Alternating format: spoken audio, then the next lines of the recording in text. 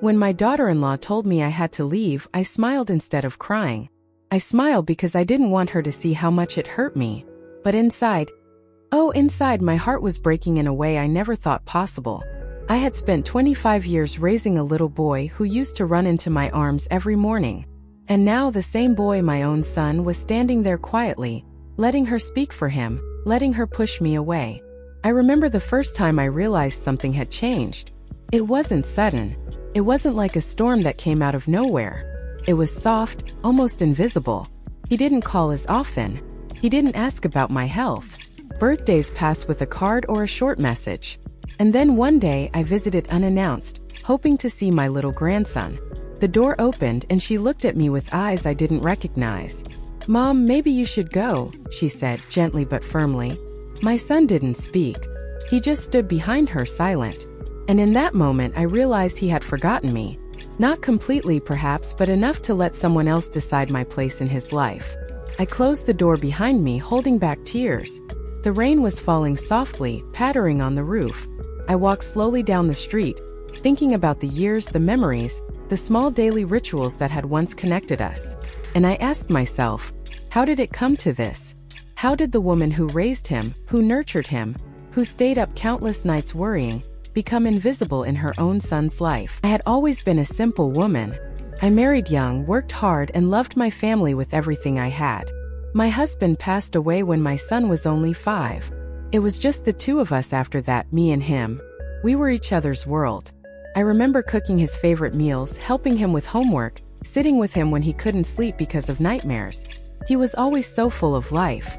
I used to watch him play in the backyard, swinging on the tire swing I had hung from the old oak tree. He would laugh, a sound that filled every corner of our small home. And when he fell, I was there to pick him up, kiss the scraped knees, and tell him everything would be okay. Those were small moments, but they were everything to me. They were the threads that wove our lives together. As he grew, he became strong, polite, and thoughtful. I was proud, of course, but I also knew I had to let him find his own path. I encouraged him in school, listened to his teenage troubles, and celebrated his successes as if they were my own. Our bond was close, quiet, steady, the kind of bond you could take for granted, thinking it would always remain. Then he met her. She was kind, beautiful, and had a presence that made him smile in a way I hadn't seen before. I was happy for him. Truly. I wanted him to find love, to have someone who cared for him in ways I couldn't always provide. I welcomed her into our home with open arms, hoping our small family could grow together. First, it was lovely. We shared meals, celebrated holidays, and laughed over old stories. I thought she liked me. I thought we were becoming a family. But slowly, the small cracks began to appear. She would suggest that I wasn't needed as much, or that certain things should be handled differently. I brushed it off at first. I told myself, it's normal. She's just trying to make her home comfortable. But the phone calls from my son became fewer. Invitations to dinner disappeared. He would nod politely when I visited, but the warmth, the connection we had was fading. And then that day came, the day she told me I was no longer welcome. He didn't stop her. He didn't take my hand and say, "Mom, you can stay." He just let it happen. I remember sitting in the quiet of my living room that evening. The walls held memories, photographs of birthdays, first steps, school recitals. I touched each frame, trying to hold on to the moments that made my life meaningful. And I realized that I was standing at the edge of a new chapter, one I hadn't asked for, one I wasn't ready to face. The days after that visit were the hardest I had ever faced. I tried to reach out to my son, calling him, sending texts, even leaving little notes tucked into his mailbox. Each time I told myself, maybe he's busy, maybe he just needs time. But the silence that answered me was louder than any words. I remember one evening I tried to call him again. I watched the phone ring, my hands trembling slightly, hoping he would pick up. The line clicked and then a soft voice came, hers. "Hello." I froze. Her tone was polite but cold. "Hi, it's me. I just wanted to check on you." "And on my grandson," I said carefully. There was a pause. Then softly, "He's asleep. And, maybe you should give us some space." Space. That word cut deeper than any slap, any angry word ever could. It wasn't just a request.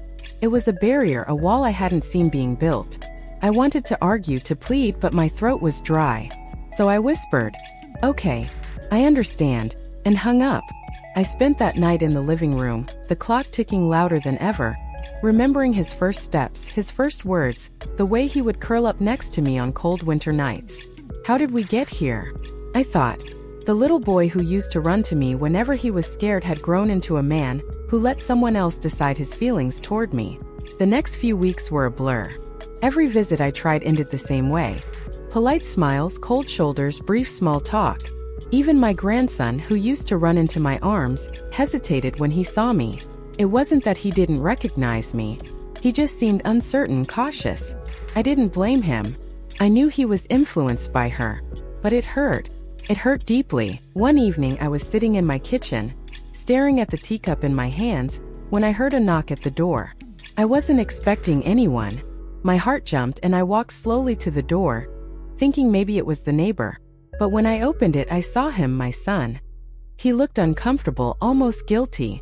"Mom, can we talk?" he asked quietly. I didn't speak immediately.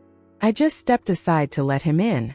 The living room felt smaller somehow, shadows filling the corners, as if the house itself was aware of the tension. I just wanted to check on you," he said, sitting down on the couch. He avoided my eyes. I nodded. "I've been trying to reach you," I said softly. I miss you." He exhaled and there was a long silence. "Mom, things are complicated now." I wanted to argue. I wanted to cry. I wanted to remind him that nothing in this world was more complicated than losing him, losing my son. But I stayed quiet. I simply nodded, letting him speak.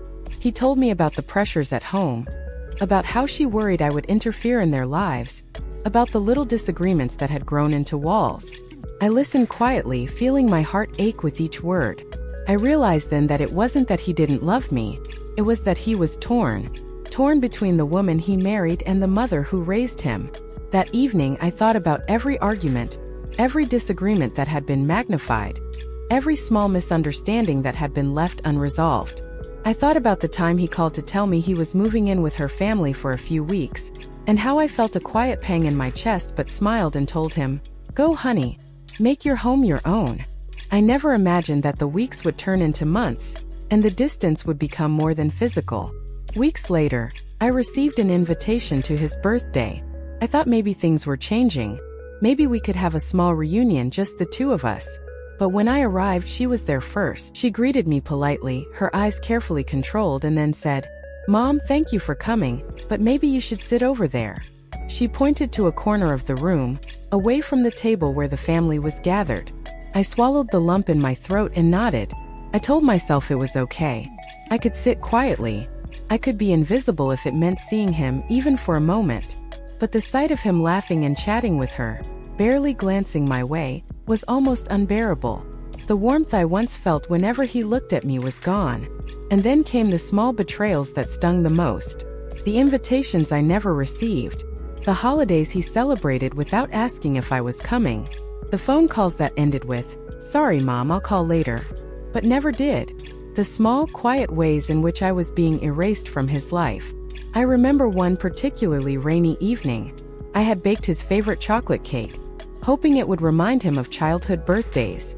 I called hoping he would be home. But once again, her voice answered, "He's out with friends." "Sorry, Mom." I put the cake down on the counter and stared at it. The smell was comforting, but the sight was painful. He doesn't want me here. He's letting her decide everything. He's forgetting me. The rain fell harder that night, and I sat by the window watching the drops trickle down the glass. I thought about all the moments we shared. His first day of school, his high school graduation, the nights I stayed up waiting for him to come home. Was all of that forgotten too?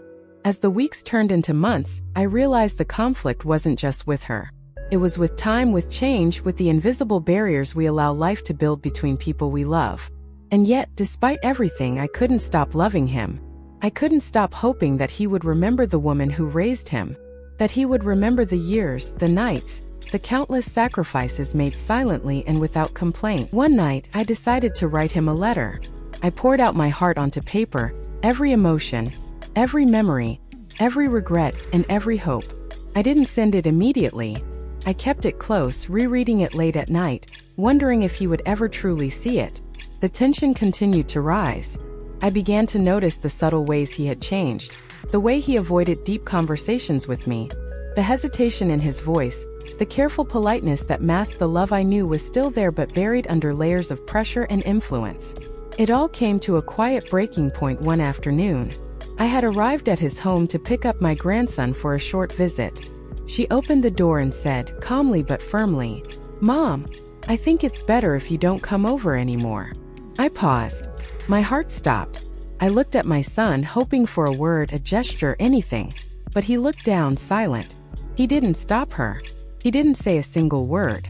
And in that moment I felt a deep, hollow pain, the kind that doesn't shout, doesn't cry out, but exists quietly in every fiber of your being. I realized then that I wasn't just being pushed away. I was being forgotten. Slowly, softly, as if erased from his life by tiny, careful strokes. I closed the door behind me and walked away in the rain again. The drops soaked my hair, ran down my cheeks, and I didn't even try to stop them. I felt every tear mix with the rain, blending grief and love, anger and longing, regret and hope. And yet, despite it all, I didn't hate him. I didn't blame him entirely. I understood that love can be complicated, that family ties can stretch and bend under the weight of misunderstandings and new bonds. I just missed him.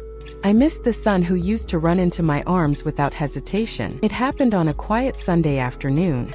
I had decided, after weeks of hesitation, to visit my son's house once more. I didn't know if I was ready to face rejection again, but something in me whispered that I needed to try, to see him, to speak my heart one last time perhaps. When I arrived, I stood in front of the door, my hand trembling slightly as I raised it to knock. The familiar scent of home drifted out when she opened the door. The scent of freshly baked bread, flowers on the counter. But there was tension in the air, a stiffness in her smile. She said nothing at first, just let me step inside. And then finally she spoke. "Mom, we need to talk," she said gently. Her tone wasn't harsh. It wasn't mean. But it was firm. I nodded, trying to steady my voice. I just want to see him," I whispered. She paused. "He's upstairs. But you need to know, things have been complicated. He's been upset with me about some things, and I don't want this to turn into an argument." I swallowed hard. Complicated. That was the word she always used. Complicated. But I had lived through grief, struggles, sleepless nights, and the years of raising him. This was something I had never imagined. I walked upstairs slowly. The stairs creaked under my feet, and I held the railing tightly, as if it could somehow give me courage. And then I saw him, my son, sitting on the edge of his bed, head down, hands folded in his lap. He looked smaller somehow, not in body but in spirit. The warmth I remembered was buried beneath tension, guilt, and distance. "Mom," he said softly, his voice cracking. I didn't know how to say anything. I sat beside him, reaching out to touch his shoulder. "Say what, darling?" I asked gently, my own throat tight. He looked at me then, tears welling up in his eyes. I've been letting her push you away. I thought it was easier than fighting. I didn't want to upset anyone. But I miss you, Mom. I miss the way things used to be." I didn't speak at first. I just pulled him into my arms, holding him tight, letting the years of pain, regret, and longing pour out in silence. The room felt small, warm, and heavy with emotions we had both kept buried. "I'm so sorry," he whispered into my hair. "I didn't mean to forget you. I never wanted to forget you." I stroked his hair softly. "I know, sweetheart. I know. I never stopped loving you no matter what." We stayed like that for a long time, the silence speaking louder than words. And then he told me things I hadn't known, about the pressures he felt, the fear of disappointing her, the ways he tried to balance love and duty but failed. I listened quietly, letting him speak, realizing that love can sometimes be messy, confusing, and painful. Finally, he said something that cut through the heaviness of months. "Mom, can we start over?" My heart leapt. I nodded, tears running freely now. "Yes, always." That moment, sitting there together, I realized that the distance, the tension, the misunderstandings, they were not the end. They were a part of life. Sometimes it takes falling apart to see what truly matters. In the days that followed, things began to change slowly. He made time to call, to visit, to reconnect in small ways. The walls that had grown around us began to crumble, brick by brick, replaced by laughter, memories, and the quiet comfort of being together again. I remember one afternoon, sitting with him and my grandson in the garden. He looked at me and said, "Mom, I want you to be part of our lives again. I don't care about anything else. You're my mom. That will never change." I smiled, feeling a warmth I hadn't felt in months. The fear, the hurt, the long days of silence, they hadn't disappeared completely, but they had softened. We could heal together slowly with patience and love. The turning point wasn't dramatic. There were no raised voices, no confrontations. It was quiet, honest, and emotional. The kind of moment that makes you realize that sometimes love is patient, sometimes love waits, and sometimes it simply needs a chance to be remembered. We began sharing small routines again, cooking together, helping with homework, watching old movies. I started receiving calls, messages, and invitations once more. The warmth that had been missing returned gradually, like the sun after a long storm. And I realized something important. Being forgotten doesn't always mean being unloved. Sometimes people drift, circumstances push them apart, and misunderstandings grow. But love that is real, love that is patient and steady, can survive distance, fear, and even mistakes. One evening, I found the letter I had written months ago. I hadn't sent it. I showed it to him. He read it carefully, eyes glistening, and then hugged me tightly. "I should have read this sooner," he said softly. "I'm sorry, Mom. I really am." And in that embrace, I felt closure, relief, and the quiet joy of knowing that the bond we shared, though tested, had survived. We weren't perfect and life wasn't simple, but we had each other. And sometimes that's all that truly matters. After that quiet turning point, life didn't change all at once. Healing never does. It came slowly, in small gestures, in shared moments, and in the gradual rebuilding of trust. I learned that patience was as important as love, and that sometimes the heart needs time to remember. I started receiving calls again, short at first. "Hi, Mom. Just checking in." Then longer conversations. Sometimes he would ask about the smallest things, like the recipe for a soup I used to make or a memory from his childhood. Each call felt like a thread stitching the distance between us back together. One afternoon, my grandson ran into my arms the moment I walked in. His laughter was the same, pure and joyful, the sound that had once filled my home. "Grandma!" he shouted, hugging me tightly. And in that hug, I felt all the months of worry and hurt melt away. I watched my son standing quietly nearby, smiling softly. There was a vulnerability in him now, a realization that life is fragile and relationships are precious. "Mom," he said gently, "thank you for never giving up on me, on us." I squeezed his hand. "I could never give up, honey. You're my son. Always." We began to do small things together. Cooking, taking walks, even sitting quietly in the garden, sharing memories of the past. The little rituals that once connected us became our way of healing. I noticed that he would ask my advice again, sometimes hesitating, sometimes eager, but always with a genuine desire to reconnect. There were difficult days too. Days when the hurt from the months of distance would resurface. I would remember the times I was turned away, the cold politeness, the moments I felt invisible. But each time I reminded myself of one thing. Love endures. Love is patient. Love can survive mistakes, misunderstandings, and the influence of others. One evening, we sat together at the dining table, the soft light of the kitchen illuminating our faces. He looked at me with eyes full of emotion. "Mom, I don't ever want to take our bond for granted again," he said. "I see now how much I almost lost, and I don't want to make that mistake ever again." I smiled, feeling tears well up but holding them back. "You never lost me, darling. I've always been here. And I forgive you. Always." Forgiveness was a turning point for both of us. It wasn't just about the months of neglect or the quiet distance. It was about understanding that life sometimes pushes people apart, but love can bring them back together. It was about seeing beyond mistakes and realizing that the heart remembers what truly matters. We began celebrating birthdays and holidays together again. The house was filled with laughter, conversation, and warmth. I watched my son interact with my grandson, teaching him little things, sharing jokes, and offering guidance. I realized that even through the distance, The lessons of love and care I had instilled in him were still there. They had not been erased. One rainy afternoon, we sat by the window together, watching the drops slide down the glass. My grandson played quietly nearby, and the room was peaceful. I felt a calmness I hadn't felt for months. Life hadn't been easy, but it had taught us resilience, patience, and the quiet power of love. I spoke softly, almost to myself. Sometimes the hardest moments teach us the most. Sometimes we are pushed away so that we can find our way back stronger. My son nodded, understanding the words more than I could have imagined. "Mom, thank you for loving me even when I didn't deserve it," he said. I smiled, brushing a stray hair from his forehead. "You always deserved it, darling. You just forgot for a while." We laughed softly, the sound filling the room, carrying away the echoes of past hurt. I realized then that reconciliation is not just about saying sorry. It's about showing up, consistently, patiently, and with a heart full of love. It's about letting the past stay in the past while building new memories together.